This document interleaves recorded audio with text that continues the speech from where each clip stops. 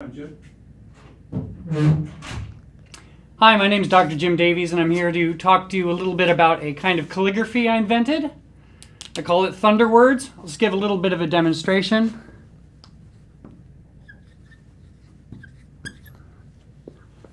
The essence of this form of calligraphy is that you can use aspects of one letter to use another as part of another letter. So if we have the letter T, let's say we have the letter T here, the T has a post, and that post can be used for the next letter. So let's say we want to make an H, right?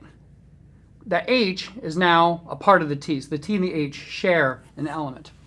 Now, the E, look what we already have. We already have this line and that line, so we can add these, and we have a the. So if you wanted to have the hippopotamus, we could have the hip.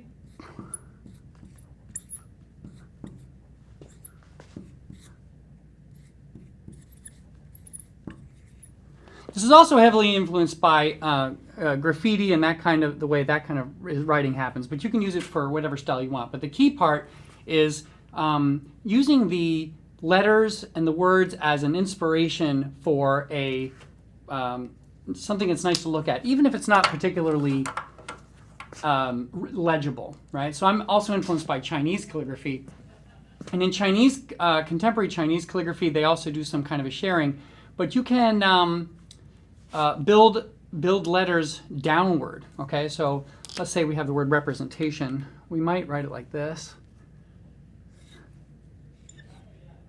Here's a backwards E, R-E, rep.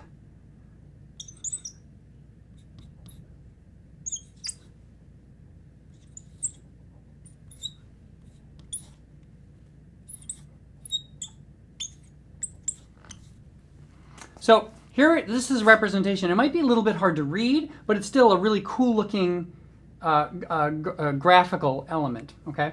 One of the things that's interesting about English writing is that we tend to write downward like this. The strokes are down, and we have a lot more things like the T that has a downward stroke that's trailing. We don't have a lot of stuff like that. So what happens is a lot of the times your writing ends up drifting down a little bit. So if we wanted to write, say, testosterone or something like that, we might have a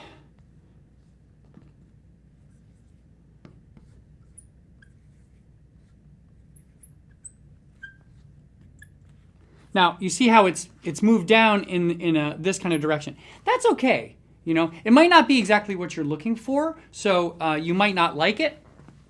And sometimes I take advantage of it. So if I'm doing it on paper, I might go ahead and let it move down in this kind of direction, but I'll do it on the paper so that you actually, it ends up going straight across the paper. So if I could write sideways, it might look like this. See, so here it's kind of would look nice in a box like this, even though I kind of wrote down at a diagonal.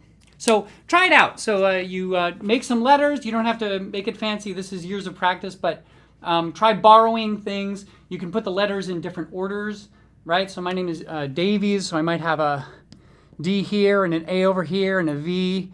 Put the I up here, E, S.